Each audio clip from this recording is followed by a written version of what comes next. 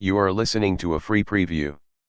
For full episode, subscribe to the Granite Mountain Movie Club Premium XL Prestige Sigma bonus stream on Substack.com. All right. Hi, everyone. Welcome to the Granite Mountain Movie Club.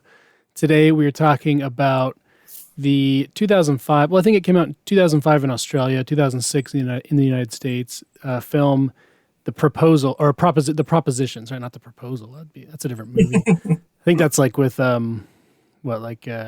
Jennifer Lopez or something. Yeah. I don't know, but that sounds like it'd be a movie she was in. Anyway, The Proposition from 2006. It is set in Australia in the 1880s, and I've got two guys here who I think both of these guys are known for their American posting on Twitter. They're both big fans of America, particularly like the Old West. But I think a lot of their interests, I talked to both of them about coming on because I think what they are into relates to what we're going to talk about here. Even though it's a different country, different setting, I think there's a lot of things related. So first off, I got, and this is going to be a little tricky too because your names rhyme, and they both have a similar starting vowel. So we got Bandy, who, if I remember correctly, that you're named after a character from There Will Be Blood, right? That's Bandy? Right. That's right, William Bandy. And then we've got Vandie, who is your name is a reference to Van Diemen's Land, right? That's like Tasmania. Yeah, well, the Van Diemen Lander is a character in Blood Meridian. He's kind of a dirtbag, and I relate to that. So, okay. Yeah. So if you want to call me Van Diemen or something, so it doesn't rhyme with Bandy, that's fine. Whatever you want. I'll go with Vandie. I think we've got some pretty smart listeners. I think they can. Okay. I think they'll be able to hear. I might goof them up, but we'll see what happens. Yeah. So Bandy, I'll have Bandy go first. Bandy, how would you describe your? I'm going to call it a project. I'm going to say how would you describe your project? Now maybe you don't think of it as a project, but I see like your Twitter presence. It feels to me kind of like a project. Like you kind of have something to say. Yeah, thanks. It is. It is. I am intentional about it. Someone generously described me as an American aesthetics poster, and I thought that was maybe a little highfalutin for what I started out with. But I like that, and I'm trying to live up to that. I'm a big reader, and my timeline really started when a friend of mine suggested that I start sharing some of the notes that I take on my books. And I read a lot of American history, a lot of history of the Old West. I also like to go camping and shooting out in the desert. And so I have a lot of my own photographs. And I'm from Virginia originally. And I love there was a map that Lafayette Lee from IM 1776 shared that said America is the story of the South and the West combining, or something to that effect. And that really spoke to me. So I share a lot of information about the American West and also about the South. But I go further afield than that. My detractors have called me a colonialist, and that's probably more true than not. I do, my fair share of posting about mercenaries in Africa and, violence in the Amazonian rainforest and, just intriguing stuff that's happening in these kind of frontier spaces. So the proposition was really, to me, it was really on point because even though it's set in Australia, it deals with a conflict on another frontier, which is the kind of stuff that I'm into. Okay, awesome. Yeah, and you've posted a lot of great paintings. That's kind of, I think, when I first started seeing you around. And I think I remember we had an interaction. I'm gonna give a shout out to a painter I like. I think it's LeConte Stewart. Yeah, that's right. Yeah, he was a Utah guy. I'm from Utah, and he's one of the more well-known painters from Utah, especially who doesn't explicitly do like religious work. He mostly just does like Utah landscapes and stuff. And he was, I think he was most active, like from like the 50s to 40s to 60s or something like that. So he has a lot of great stuff. I love his stuff. And your posting reminded me of him.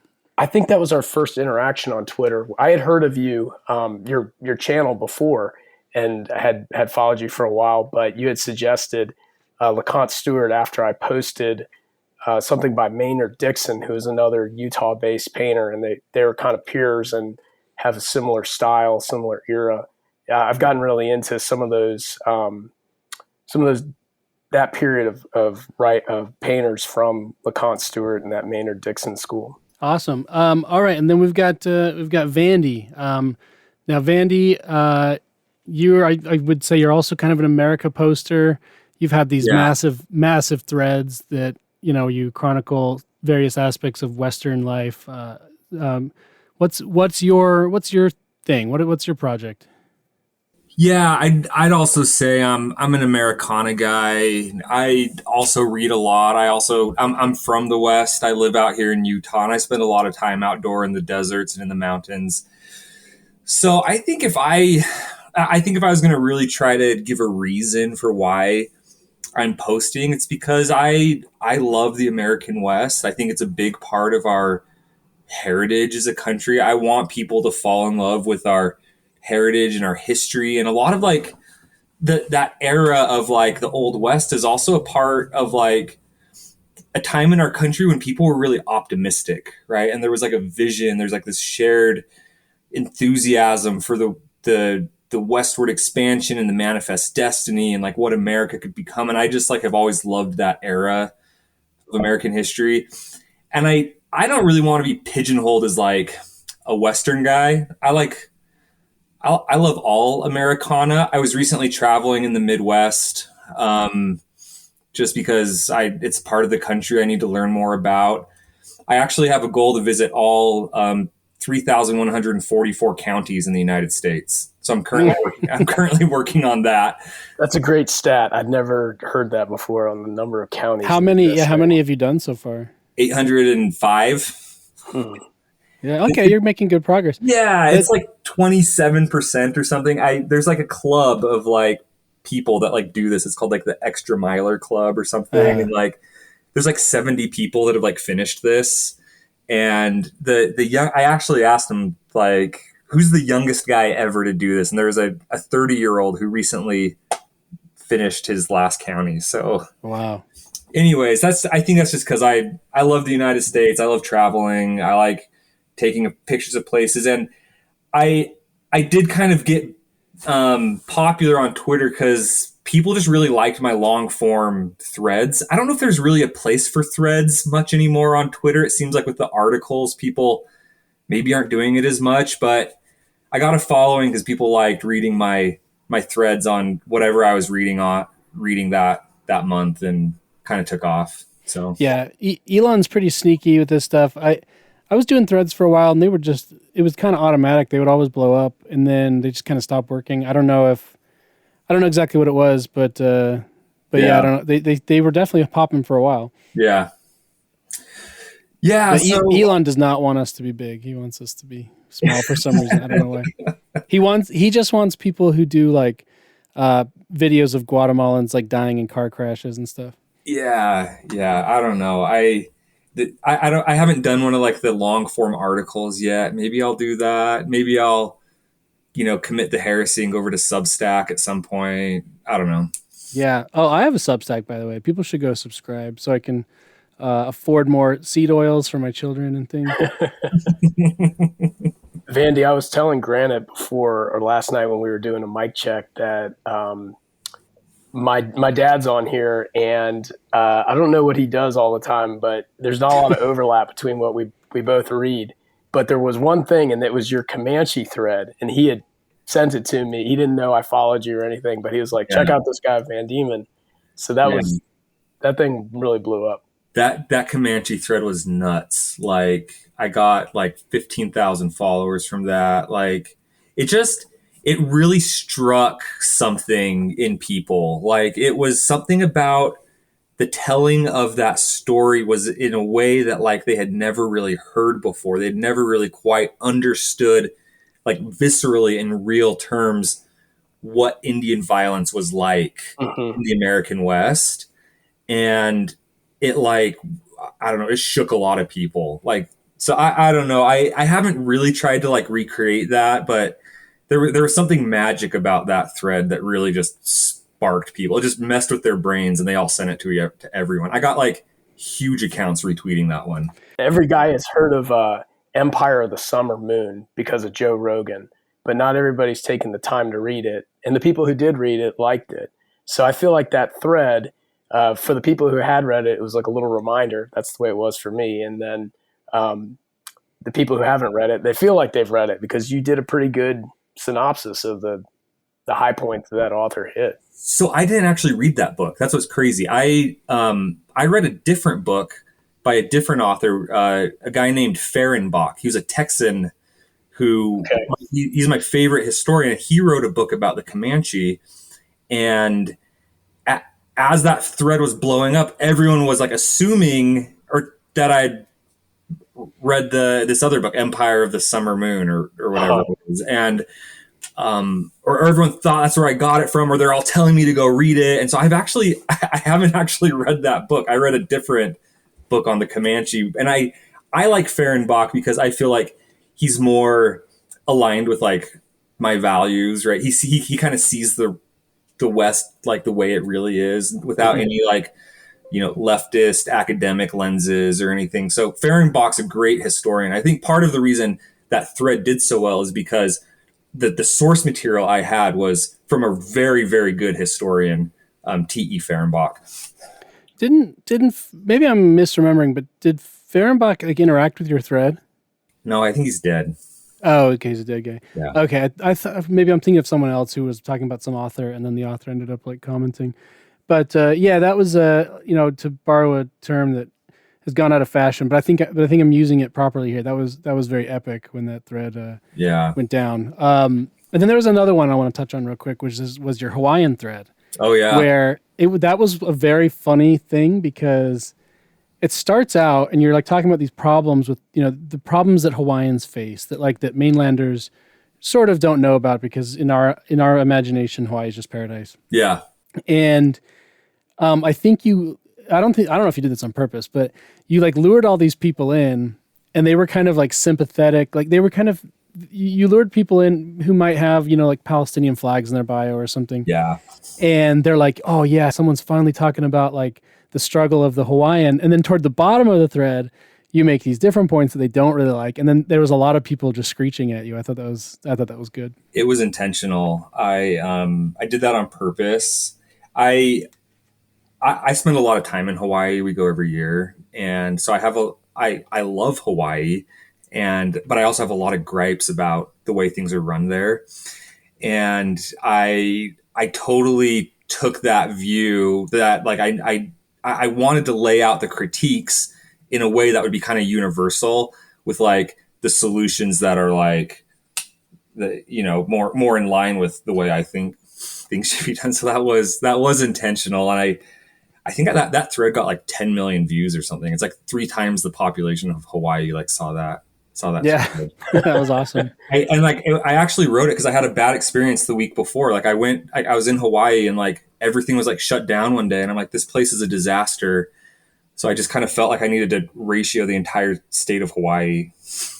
Yeah, good for you. Oh, yeah. I thought it was a good thread, but my main appreciation was just how mad it made certain people. Yeah, it was good. It did its job. All right, so let's jump into The Proposition. I think had either of you seen this before, or did I make you both watch this? Made me watch it, but it was great. I had seen it. It was I think I watched it shortly after it came out and instantly was really into it. Okay. All right. I saw it a couple years ago. Well, not a couple, probably 10 years ago or something. It was there was this like, well, first of all, do you guys consider it a Western? Is there any reason to not consider it a Western? It's absolutely a Western, without any doubt. It falls into the genre of Western. What are the like essential elements of a Western? Like how do we define it? Well, there's definitely an aesthetic layer, and it hits those points for sure. It's got tall men riding on horses and lever actions and desert and savages and all that. But I think the crucial ingredient is, do you have a huge amount of space that is anarchic, and so that bad men can get away with things they could never get away with in a big city, and good men have to pretty much rely on their own resources to defend themselves. And I think it definitely deals with that basic theme of what it's like to live on a frontier. And the main character, Captain Stanley, is this kind of little glowing ember of civilization on the edge of the frontier. And I could easily imagine him being in the U.S. Army and in Arizona or Western Montana in the 1880s, just as he was in Northeast Australia in this movie. Yeah, and the cultural distance from maybe in a comparable American in 1880 and an Australian, like both of them may have just been like a few years removed from England, right? Yeah, for sure. Yeah. So it's kind of, they're in one place or the other. Same sort of guy. I think that a Western at its heart, like the genre of a Western, is really like any story that takes place in a setting that doesn't have the law. Right? If there is no law, it becomes that's the story that it becomes a Western. And the wilderness and the space, that's all important. But I think the absence of any sort of law is what's important for making a Western. Yeah, I wondered, it's a little tricky because I have talked about this a few times, because, I would consider there's more modern things that even have some scenes that are in maybe a more built up area, a more developed town or something. Yeah. Like something like No Country for Old Men, I'd still kind of consider it's at its spiritual core, it's a Western, even though, it's more modern and parts of it take place in cities, and like I think there's like scenes in Dallas or something like that. Yeah. And the nature of like the rule of law was different, in the 1970s when that takes place versus, like the frontier, but still both Westerns. And I think a big part of it for me is the relationship, like the character's relationship to force, like, and violence. There might be law enforcement, there might be some sort of government, but ultimately your own safety and your family's safety sort of comes down to you. And which is, still technically true today, but it feels more abstracted. Yeah. In modern time. I think like No Country is definitely a Western because those people were operating outside of like the bounds of the law, right? You had criminal gangs and cartels and violence. Or I think in a lot of ways, like Breaking Bad is a Western, right? Yeah. It's kind of explicitly a Western. They kind of like, they throw in all the same motifs, like the train robbery and those sorts of things. But ultimately, like Walter White and everyone is operating, outside of the bounds of the law. And when you don't have the law, it's what's interesting to me is like the law is meant to do like three things. Like it's meant to prevent crime, provide for the common defense, and enforce contract law. And so when you don't have courts that you can like go to settle disputes, how do people like settle disputes in places like Outback, Australia, or in criminal enterprises, or in the Western United States? It becomes more about violence and, physical or like survival, or sometimes you have multiple parties who are working with each other and they have to figure out ways to like cooperate outside of the bounds of the law. And so I think that's why these stories really resonate with people, is because that's how we have been for most of human history. Throughout most of history, people had to like figure out how to interact with other people without some sort of like state that has a monopoly on violence that can enforce laws and prevent crime and have courts that people can like, get redress from or whatever. So yeah, I think that's why the Western is so compelling for people, because it's kind of like, I don't know, baked into our psyche as human beings. I think part of what Bandy was saying was the sort of aesthetic elements. And I think that's part of it. And it's weird because I think there's a lot of room to play around with it. But for me, ultimately, there does have to be some sand and some dirt and some orange color tones and maybe some hot weather and things like that, because and some wide open spaces. So you can still do so Breaking Bad to me still works because it's in New Mexico and there's so many scenes that take place in the desert. Yeah. And it just informs the whole thing. Like they all live in half of the characters live in these what do you call those? Like a stucco Pueblo sort of houses or whatever. And Yeah. you get all that stuff. And so I wonder if you went beat for beat, line for line, Breaking Bad, but you just moved it to, rural Massachusetts or rural New York. To me, it's like you might have every story beat the same, but it may not still be a Western. I think you're probably right. Like The Sopranos isn't a Western, right? Yeah. Nobody would do that. Yeah, but if you moved The Sopranos to the Southwest and you made them not explicitly Italian mafia, then like maybe it starts becoming a Western. So I don't know. It's a little. The reason I point all this out is just because to me it's a bit of a moving target, which I don't mind. You know it when you see it, sort of thing. But it's not always. I just haven't seen the exact set of like rules that I kind of always work, but I know it when I see it. I kind of liked in your Fargo episode, you were kind of talking about how like Fargo is like a northern, right? Yeah. Like the idea that there's kind of like criminals who exist in like a place that has very high state capacity and very heavy like law enforcement, or there's something like that you were talking about with those guys. Yeah, like in Fargo, there's this scene. The uncorruptible. The cops are very uncorruptible. In Fargo, they're not. There's like no vigilante spirit among the law enforcement there. Marge Gunderson a little bit. I mean, she's an overachiever, but she's not a vigilante. Like they're all working within the confines of their job and things like that. Yeah. Okay, so yeah, I mean, I agree. I think I think the Proposition is a Western. I think it would work. I think you could do almost the exact same story and just, move it to, South Africa. Arizona or Oklahoma. Yeah, you could do it in South Africa too. There's maybe I'm wondering if you guys think there'd be small differences in, like, not a big part, but a part of the Proposition is the relationship with the locals. Like, they do have a native guy who sort of works as a scout and a tracker and a translator. Would that character be the same as a Native American, or the relationship between the Australian white and the Aboriginal be the same as the relationship between like an early American and a Native?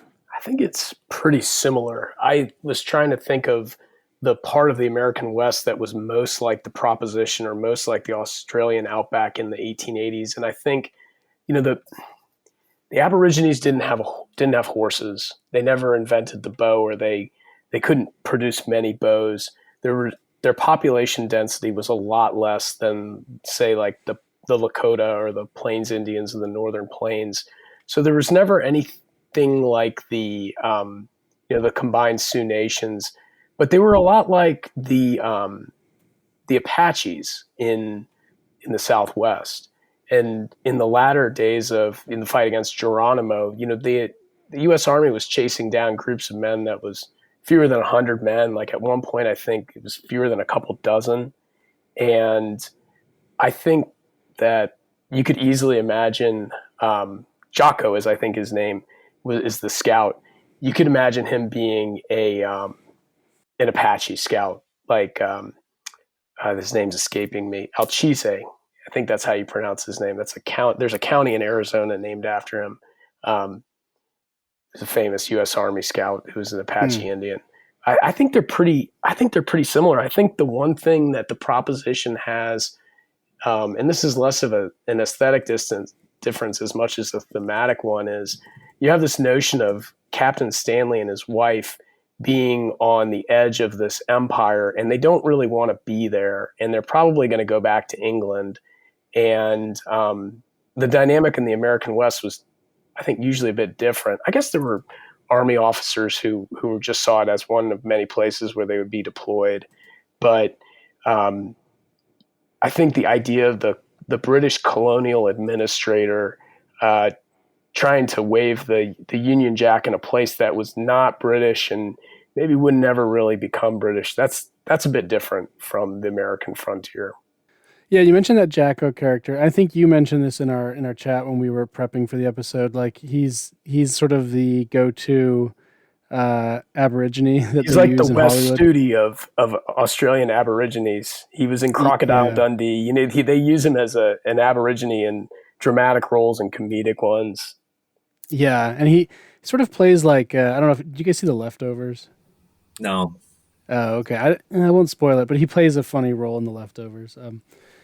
Yeah, they go to Australia to sort of like find out some mystery, and of course he's involved. So yeah, tell me you guys' thoughts on. I think it sounds like you both liked The Proposition. What's your take? What's it about? What's like? Is it good, or why is it good? Or where does it maybe? Where does it maybe? If it falls short at all, where does it fall short for you? Yeah, I'll take a stab at this. I felt like I definitely liked it. Right, like it was just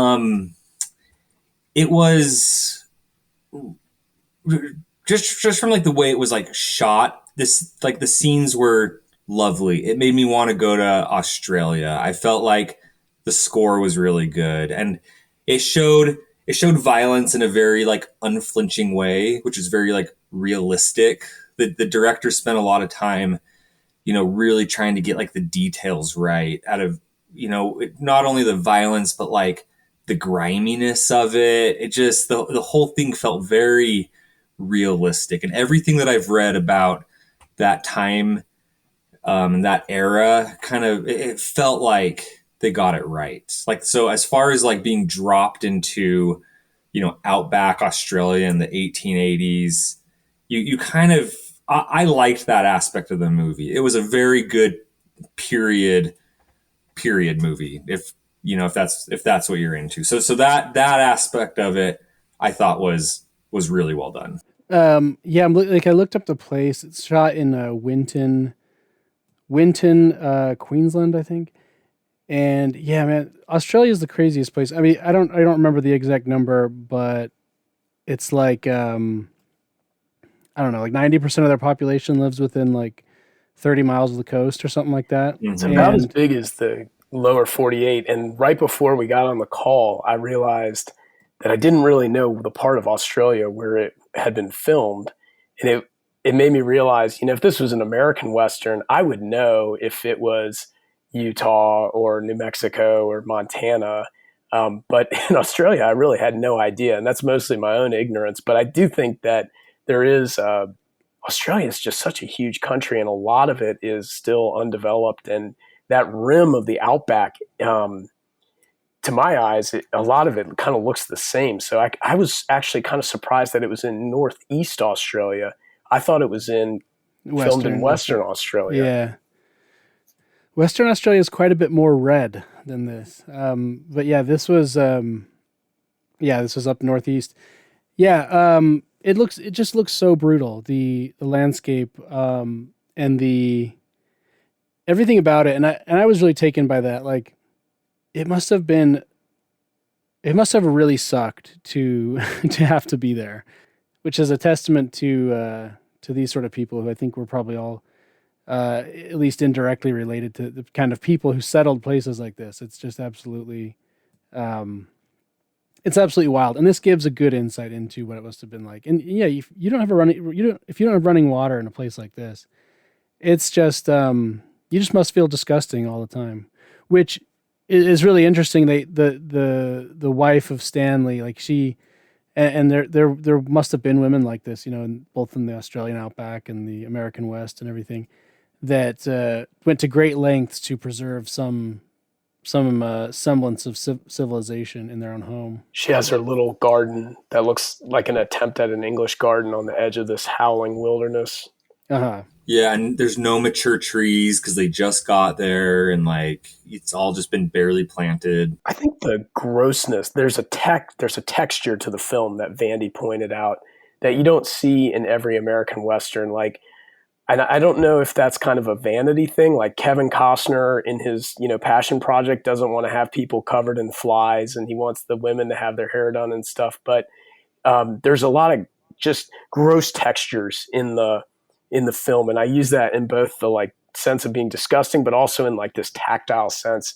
The food looks kind of gnarly. There's flies buzzing everywhere. There's scenes where characters are just covered in hundreds of flies. Ray Winston's character looks like he needs nothing more than a bottle of Gatorade. The whole movie, he looks hot and exhausted. He's got some kind of malaria or some illness that he's taking medicine for. And, he's just put upon by this wilderness. And he repeats a line, "I will tame this land," or "I will civilize this place," like a mantra. And I think that's really what the film is about, is his struggle as a British military officer trying to stay civilized. And his enemies are not only this gang of outlaws, but also the Aborigines who are in revolt, and his own people. His troopers are drunks. They're brutal and horny all the time. They're misbehaved. He's constantly having to remonstrate them for talking about things that are inappropriate in front of his wife. There's a scene where, they get drunk and the bad guys get the drop on them the next morning because they're all hungover. They're kind of feckless. And then the townspeople in Banyan, this fictional town, also are brutal, and they are prone to vigilante justice and excesses. And his own boss is lacking reserve. I think is lacking what I think the British Empire would expect from a mid-ranking colonial administrator. So Stanley is really put upon by all these forces, and he's just losing it by the end of the film. Yeah, he's like the ultimate sort of middle manager who's stuck in between a lot of competing interests. Now, I may have missed it. So his sort of boss, his like colonial boss or whatever, is this guy who I don't David Wenham or something, I think is his name. He plays Faramir in the Lord of the Rings movies. And he gives this great performance as this nasty little like bureaucrat or whatever. But he, now I don't really know when accents developed, like in Australia. But he seems to already have like an Australian accent. And maybe I was reading it wrong or something. But I didn't pick up on that, and I have no idea how to evaluate it. Americans are terrible at detecting British accents. That's why the British can get a new lease on life in America, because we all think that they sound kind of fancy, even the Cockneys. And I will say I'm fairly good at it because I did live in England for a while, and so I'm okay at it. But I thought that guy was supposed to be Australian, but maybe I'm wrong. Maybe he's just another Englishman. But even then, I don't really know when like an Australian accent emerged. Just like in America, I've heard different things. Like I've heard that many English people actually used to sound more American, and that they developed an English accent sort of to distance themselves from the colonies. I don't know, but I'm curious if you guys know anything about any of that. And do we just assume that the Faramir guy is supposed to be English?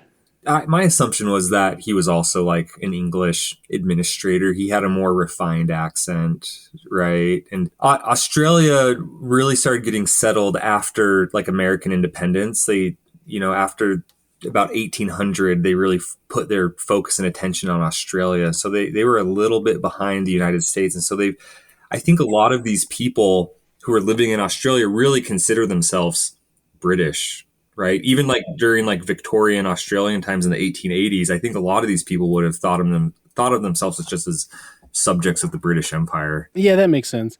In some reason, I thought he was like one of the like some multi-generational Australian or something who, for some reason, got to be in charge of the visiting like colonial forces or something. I don't even know if they use the word colonial in that context, but yeah.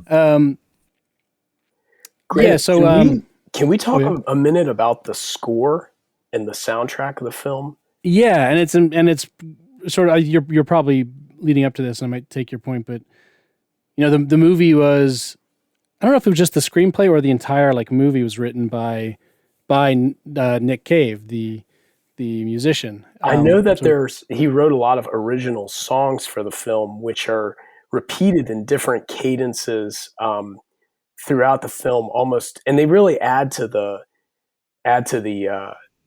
movie. Yeah. One of my kind of gripes about a lot of westerns is that the soundtracks are kind of forgettable, and people do one of two things. They do like either kind of a twangy, guitar type thing. I'm not a music guy if it isn't already clear in the background, or they do this orchestral music like think Dances with Wolves. But The Proposition is a weird soundtrack, and I think it's polarizing. I love the soundtrack. I think it's very distinctive. It's very Australian. There are songs or tracks on the soundtrack that are, I wouldn't even call them music. They're like combinations of didgeridoos and like something that sounds like a steam engine blowing. And it reminds me a bit of like the opening sequence of The Elephant Man. It builds this kind of weird dread throughout the movie. And then you mentioned Nick Cave. I think John Hillcoat, one of his first gigs was doing music videos for Nick Cave and the Bad Seeds. I watched a couple of those, and they're definitely distinctive. They're not, some of them are not for the faint at heart. But granted, I know you're a big music guy. Like, what's your experience with Nick Cave, and like just knowing, if you had not seen The Proposition but you heard Nick Cave had done a soundtrack for a movie, like what ideas would come to mind to you? I am not like a Nick Cave head. I had listened to him on and off throughout the years, like so I was kind of familiar with him. But I know, I mean, his position sort of in the music landscape, he's very respected, like as a serious sort of guy who tries to make sort of like art. I guess it's not art rock, but he tries to be bring artistry to like his take on popular music. And so I'd always sort of generally had like a positive view of him.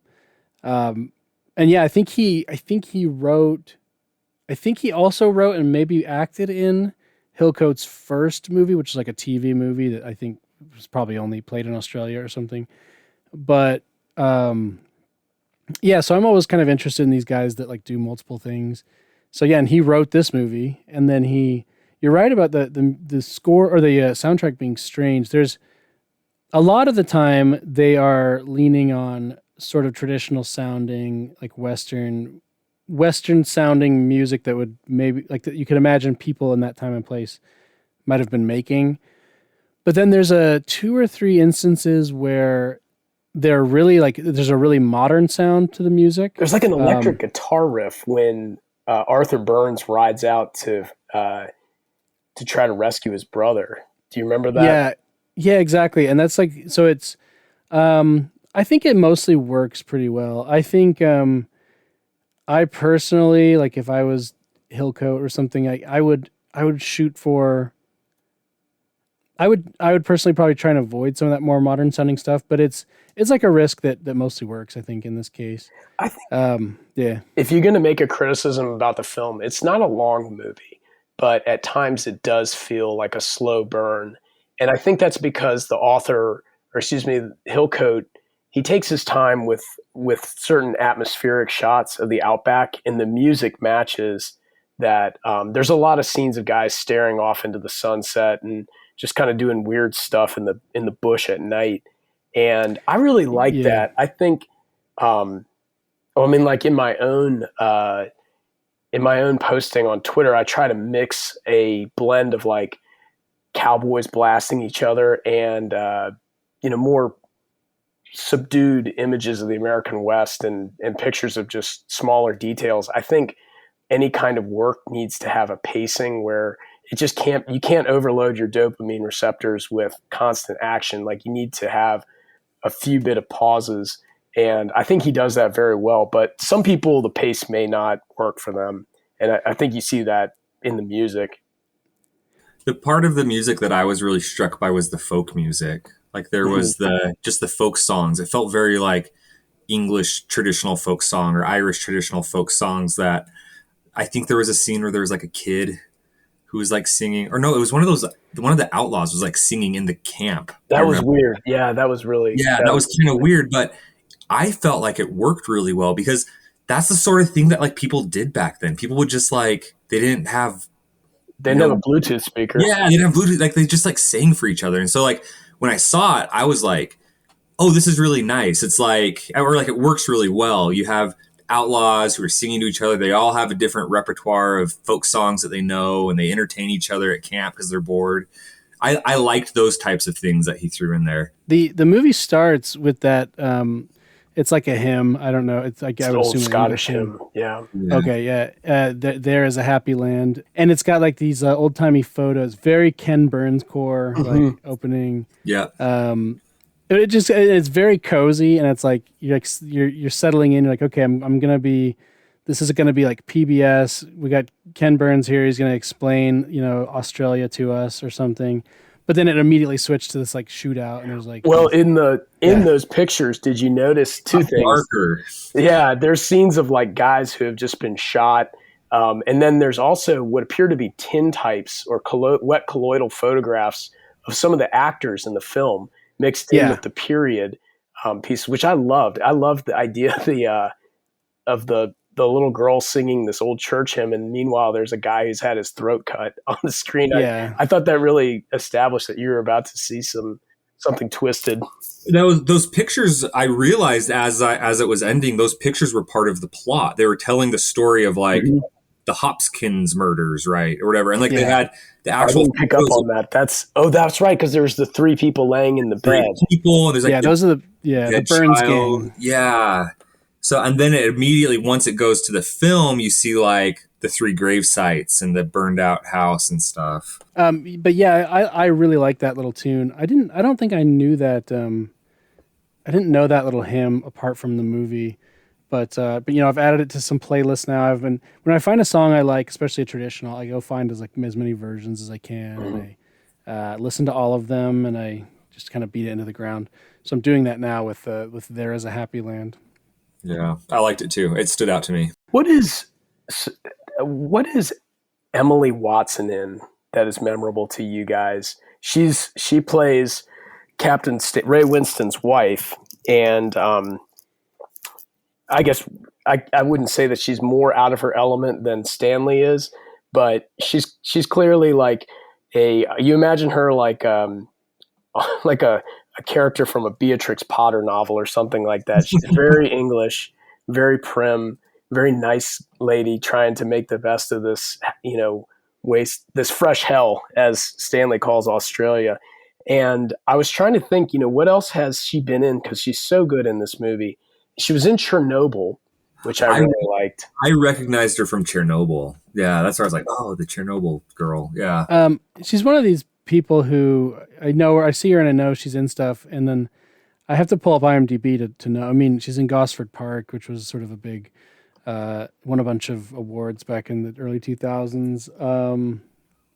She's in Punch Drunk Love, which I don't remember her in that. I don't really remember that too well. She's in a ton of stuff, but not a lot of things. Has Danny Houston been in anything else good? He's been in a lot of stuff. He often he's playing against type in this one. He's usually like a uppity sort of English guy or something. Okay. And it also should be noted he's part of like the famous Houston acting family. His dad is John Huston, not the director, but his dad may have been a director too. But he's like the sort of the bad guy in Chinatown and stuff. Okay. His dad was, I think, much more famous than him, but he's been in a lot of stuff too. He's in Children of Men. He's like we covered that, a few months ago on this show, but he's the government employee who like manages like the art. So he has like this fancy apartment, and he's sort of detached from like all the chaos below. He's in tons of stuff. He's not like a leading guy generally, but he gets around. The only other film that I know Guy Pearce, who's the lead from, is this is going to tie back to a point Vandie made earlier. Maybe it was you, Granite, but there's a film called The Rover. Have you guys seen The Rover? I have not. Mm-mm. It's I would call it a neo-Western. It's set in a maybe not it's a dystopian Australia that's undergone some kind of resource collapse or something. And Guy Pearce plays kind of a man with no name who's roaming across the outback trying to get something. And he encounters various weirdos and bad guys, and there's a lot of shooting. But he's also briefly in the end of The Road, which was another Hillcoat movie. But for the most part, these actors in this film are distinctive to me mainly because they were in The Proposition. I don't really think of them as cast against type or anything like that. Guy Pearce had a handful of. Guy Pearce was supposed to be a bigger star. He was propped up a few times to really take off, and he is a pretty big star, I think. But it always kind of like came up a little short. But he's in Memento, which is this very beloved Nolan movie. He's in LA Confidential. He's like the nerd cop who's like the straight-laced nerd. Yeah, he was always just sort of like just about to break out and become like this A-list. And he was pretty big. Like he really was pretty successful, but it was always just like a little bit less than everyone thought he was going to be. But yeah, he's good. He's really, really good in this. I don't know if anyone has like a false step. Going back to the that I think you said Emily Watson's her name. Yeah. It's very she's like very archetypal, like soft. Like she's just like a soft woman. Like you can imagine like men in that era. Soft was almost like sort of like a like an erotic word to them. Like they would talk about, and like I miss your soft touch or whatever. Like she's exactly that. Like in this movie, like everything in this movie is disgusting, and then every scene with her, she's like very well put together, and there's this sophistication and softness about her. Like she's like taking a bath and she's like clean and there's like water. Yeah, I can see what you're saying. Yeah, there must have been quite a few people in town. She was there was like 5 people's labor devoted just to her lifestyle in that town or something. No one else is taking a bath, it appears. Yeah. And she's kind of like the only woman. Like you see some other like townswomen in the background and stuff, but she's kind of the only woman in the movie. Mm-hmm. And it really must have been just so awful for women in like the in the Old West in America or the Outback. Like it just must have been because you would be around these men who, by virtue of where you are, they're sort of the toughest men that there are, but they're probably also have the worst. Like they probably don't have particularly great impulse control, for example, or they don't have the best manners or whatever. To go back to something I said earlier about Ray Winston's troopers, they're just the scum of the earth, and he himself is always exasperated with them. And I think that's pretty consistent on the frontiers. My understanding of American frontier history is that the U.S. Army soldiers were often not very good in terms of their human resources. They were recruiting at the time of the Gilded Age. There was plenty of work. Maybe a bit like our own time, it was hard to get people to volunteer for the military because unemployment was so low. And the only guys that were volunteering for the military or this kind of role were people who needed to start over or needed to get out of town and couldn't hold down a job otherwise, needed that kind of role. And I don't know if the English had a practice of this. I assume they did, but it was not, various countries would, give you the option of like prison or the military. I'm sure they did. Yeah, I'm sure they did. I felt like there was probably a strong chance that a lot of those enlisted men could have ended up as outlaws, right? You could have seen like that guy who like blew his toes off. You could have seen him like out there riding with the Burns gang just as easily as you could have seen him in a uniform guarding someone at the jail. And right? I think they do shoot a bunch. There's definitely an extrajudicial killing about 2/3 through the movie. They shoot up a bunch of Aborigines who I get the sense haven't done anything wrong except been in the wrong place at the wrong time. Yeah, it was kind of a Blood Meridian style native massacre. Mm-hmm. Yeah. Then they're all singing Rule Britannia in the house afterwards. That was striking. Yeah. Yeah. I think it's noteworthy. We've talked for about 45 minutes now and about the aesthetics and the characters, which are strong enough to carry that much conversation. We haven't really gone into the plot as much. For people who haven't seen the film, the basic premise is there's a gang of outlaws who are brothers, the Burns brothers, and they commit this heinous crime, and most of them get away, but one is captured. Guy Pearce's character is captured, and this British police officer tells him, "I will. I'll give you a horse and a rifle if you go and bring the rest of the gang in." They've also captured the youngest brother, and they're kind of holding him ransom, or as the collateral to this deal. And the eldest brother, Arthur Burns, maybe a bit like the judge in Blood Meridian, there's a supernatural element about him. People aren't sure where he is, what he looks like exactly. There's a pretty striking scene where they've captured some Aborigines who tell Stanley that he lives like a dog, and Stanley misunderstands them and thinks they refer to he's referring to how his living conditions out there in his hideout. And they say, no, he is a dog. He howls at the moon. He doesn't wear clothes. He grows his hair out. And so you have this like kind of supernatural valence to Arthur Burns, that he's a werewolf or something. And you don't see him until the last act of the movie. And from there, things kind of unfold in violent directions. But the basic premise is Guy Pearce going out into the wilderness to bring his own brother into justice. And he's conflicted about that, obviously. And I think it's a great movie about families and brotherhood. My brother and I both love this movie, and it was like one of the first, really intense movies that we both watched together as young adults. And I think it has a special place for me. There's this cool scene where one of the outlaws asks what a misanthrope is. And Arthur Burns, who's kind of this learned guy, says, "It's a bugger who hates all the other buggers." And the young guy says, "Well, is that us?" And he says, "No, we're a family."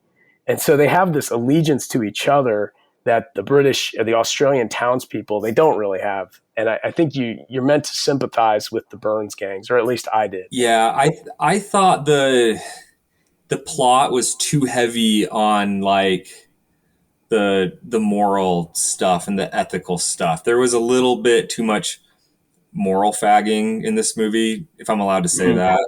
Like there was a lot of angst amongst the characters about ethics and morality and the law, and like the women are concerned about, he raped her and she was my friend, and like you need to. There was just a lot of that sort of thing, and one thing that really didn't sit well with me was like kind of the lack of loyalty from Charlie towards his brother Arthur. I'm like I understand that Arthur's like a bad guy, but I didn't quite believe that like Charlie really had some sort of like moral awakening. Like Charlie's supposed to be like the protagonist, right? Guy Pearce's character, and we're supposed to believe that just because he was captured, all of a sudden he became like a good guy. Like he was probably at like the Hopkins. I think that was the name, the Hopkins birders, right? What was he doing while they were raping that? Yeah, was he raping the wife? Did he kill the baby? Like, it's a little confusing because what happens is Charlie abandons the gang and takes Mikey with him. Yeah. Presumably he's like, I got this simpleton brother. I need to go get him on a different life or something. He should not be in a gang in the Outback or something. But then they get brought in by the law. They get caught. That's what that first shootout was them getting caught. Yeah. And so I guess, but I'm not sure, like they abandoned Arthur. Prior to he already sort of objected to Arthur's behavior, I guess, at this point. That's why he left. I don't know exactly. Yeah, and there is that scene later where Arthur's like, why did you never stop me?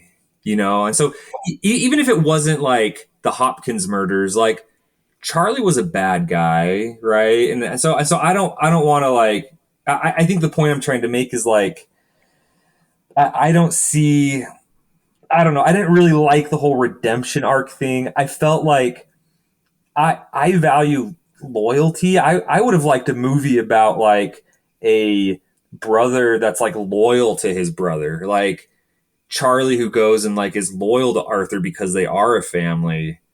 I don't know. I kind of felt like this, like, you know, Bandy, you said you've got a brother, you watched this film with him. I was actually thinking about a conversation I had with my brother a little while ago. And I remember we were having this conversation, like, if I murdered somebody, would you like tell the cops, or like, would you help me like bury the body? Like, how much loyalty do you have? And my brother, I think to his credit, he was like, I'd help you bury the body.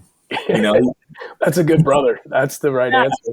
Yeah, he's a great brother. And like, so I don't know. It's just something about like there was like too much of that moral stuff that was too heavy on the film, kind of hard to disentangle. I kind of wanted to just see more of a film of like, you know, bad guys being bad guys. Though, I mean, I think that Arthur Burns is clearly a bad guy, but I like him.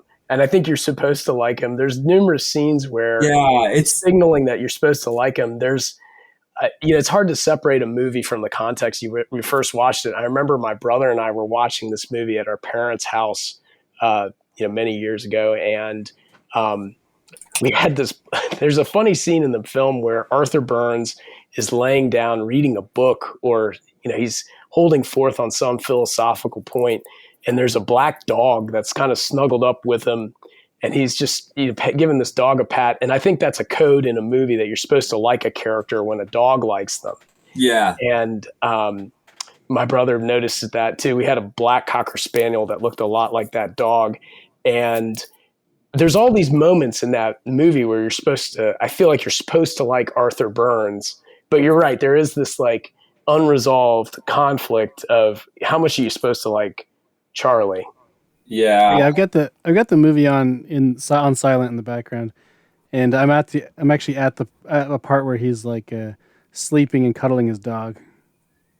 Yeah. It's a great little part. I can't quite put my finger on why it works so well, but there's something really relatable about Arthur Burns, because you get the sense that he knows what he's doing is wrong, but he can't stop. Mm-hmm. Right. Well, that brings us to the Irish question, because these guys are Irish. Yeah. And they are, and even that like bounty hunter guy, you know, says, you know, what's an Irish jokes?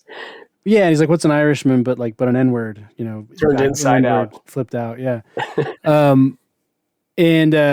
Yeah, I mean, so these guys are bringing their, you know, Irish behavior. They all have like the especially Arthur. He's got like the soul of a poet. You know, they do this in movies all the time. It's sort of a James Joyce type. Yeah, I mean, like, I guess I go for it. I mean, I guess it works on me, but they do this in movies all the time where it's like, you know, the criminal with the soul of a poet or heart of gold. Mm-hmm. And it's like he might set fire, he might kill a family and burn their house down with them inside, but you know, he has really clever things to say too. So so he's kind of cool. I don't know. I'm a bit of a brother guy. You know, we got wife guys. I'm a bit of a brother guy, but that's a funny observation. Are you a wife guy or a brother guy? But at the same time, like. I mean, it depends on the scenario. I know what you mean. I know what you mean. I could go from burying the body to also, you know, shooting in the head or whatever, just like they do in the. It's like, well, you know, I love my brother. He's got this cool, like, he's always got a clever thing to say, and he's wild like a dog, but he is letting this woman get raped, so I might shoot him in the head. Yeah. I think something Vandie said, this will go back to some of the textures of the film, we're just inundated with violence in movies, and I'm no prude about it. But I think there's like a kind of ultra violence now that you see in like very Reddit coded TV shows like The Boys, where people are getting their heads stomped in, and it's cartoonish, right? And nobody cares about it anymore. And I contrast that with the effect that's achieved in some movies. When I saw No Country for Old Men in theaters, people were rigid and they shuddered in the scene where Javier Bardem blasts into that hotel room and wastes those three Mexicans. And that's the reaction you should get when you see someone shot. That's how people feel who have had to do that in real life. They don't laugh about it. If they do laugh about it, it's a way of processing something that they've seen. It's different from like a Redditor who, is just, gleeful about a scene where somebody gets their arm chopped off and it's just a fire hose of blood. And there's scenes in this film that are ultra violent and you cringe at them. And that's the way you should be.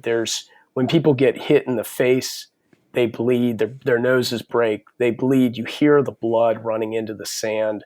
There's one of the most violent depictions, and I think realistic depictions, of someone being shot in the head with a rifle happens about halfway through the film, and it really catches you off guard, and it's shocking. And it's something people should watch, and will certainly be cognizant of if they're around firearms. But just it helps us remember that violence there should be a taboo about it. When we depict it, we often have to depict it to tell a story, but we shouldn't revel in it and we shouldn't take it lightly. And I think this film has a unflinching but respectful portrayal of violence. And yeah, there's a thing. Yeah, it's kind of like it's like you kill one person, it's a tragedy. You kill a million, it's like the news. It's like just tomorrow's news or something. And a lot of movies kind of work that way too, where if there's too much, it's like each screen death is kind of meaningless. It doesn't matter. But in a movie like this, and like Breaking Bad was really good at this too, like especially prior to the fifth season, up until the fifth. So the first four seasons of Breaking Bad, it's like whenever someone did have to die, it was like a very weighty experience. It's like, oh, there's this character you got to know, and they have to die now. And it was always sort of like, and I remember watching that show more or less in real time, like as the episodes came out, and it would end. They would often, the way Gilligan would do it is he would usually end the episode on those really low notes, and it was always sort of like, oh dang, like that was sort of heavy. And this movie sort of does that too, like it treats each death. I mean, there's quite a few. There's some random side people who die, and you don't really know who they were, and you don't really feel that so sad. But it is like there's a brutality, and it's not trying to be fun about it at all. I thought that the opening shootout scene was probably one of the most well done shootout scenes I've ever seen. Like it was chaos, right? Bullets are flying through the walls, and like people are freaking out. I thought like the little brother, what was his name, Mike? Yeah, Mikey. Yeah, Mikey's like cowering in the corner, and like I don't know, I've been in situations like, I don't know, I've played paintball before. Like I've been in those situations where there's like things flying around, and it can get chaotic, right? And like you feel like you don't want to, like, I don't know, put your head up or something. 'Cause I think there's one guy who puts his head up, he gets shot or something, and like Guy Pearce is kind of sitting and shooting out the window. And so that whole thing, it didn't feel, glorified. It wasn't like a blaze of glory. It just kind of felt like you're watching a massacre unfold in real time. And I think that's what it would have really been like. Just a chaotic mess of things flying around and people being scared. Mm-hmm. Yeah. Let's say, I wonder if there's any performances we haven't touched on. I think, I don't think we've really talked too much about Ray Winstone. I've always liked that guy. He's sort of good in everything, and I think he's very good in this. He's like he's got this big presence. He's got his big head, and he's sort of I don't actually think he is particularly large, but he sort of looks large. Mm-hmm. And He's a sturdy yeah, English guy. You yeah. imagine him he eats beef every night for dinner.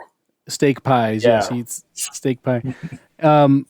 Yeah, and he's I think he does a really, really good job of this being this sort of guy that's like stuck in between the sort of the losers beneath him and the people above him who are trying to get him to do things, and his criminals on the outside.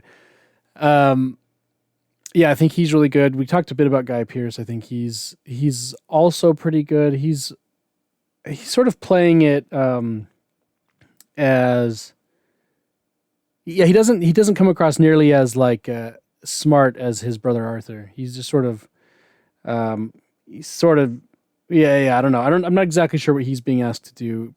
What the directors ask him to do. Yeah, it's kind of like the laconic anti-hero sort of thing. Yeah. And then there's this guy who I think sort of steals he's in two scenes basically, and he steals the one of them for sure. It's the English bounty hunter. He's played by John Hurt, who I think was a bit of a kind of an old Hollywood big shot. He's really good. I really like his scene in he's doing the Irish jokes and stuff. Who else is there? Is there anyone else that really stands out? I think that's almost it. And do you know who really stood out to me was the outlaw, the guy that was in the Burns gang, the really slimy guy with Arthur when they came to like kill the Stanleys in their house. That guy who starts to rape Emily Watson. Yeah, and he was the one who was like singing. He was the one who asked, "Are we misanthropes?" It feels like every gang, every outlaw gang kind of needs to have like a combination of like noble outlaws and like really people you're happy to see shot.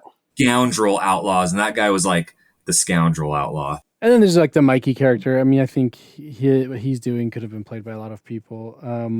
It's not necessarily that important of work. Yeah, I'm looking at the list. There's maybe not really anyone else. It's a pretty small movie.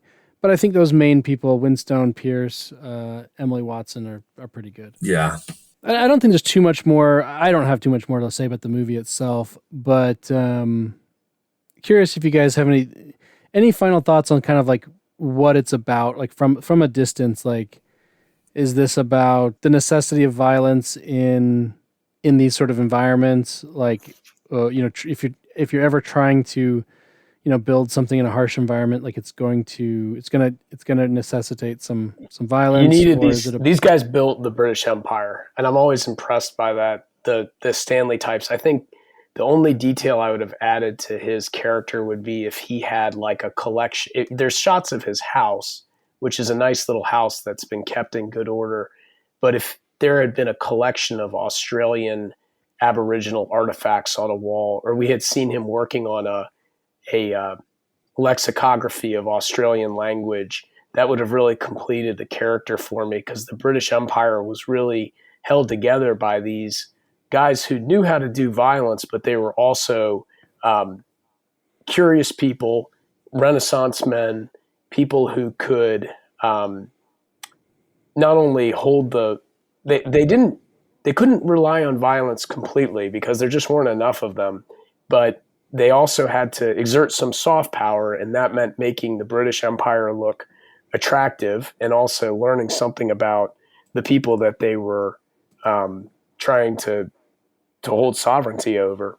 And I think he was, along with Peter O'Toole's portrayal of T.E. Lawrence, I think he's one of the top 4 or 5 depictions of British colonialists in a film, sympathetic portrayals at least. There's someone the other day, there was some tweet, it's something like, it's like, oh, what did autistic people even do, 200 years ago or something like that. And someone quoted it with a picture of Paul Bettany from Master and Commander, like writing in his notebook. He's like, he's going around the world, like writing every plant and animal he sees. Like that would have been the absolute greatest time to be an autistic note taker.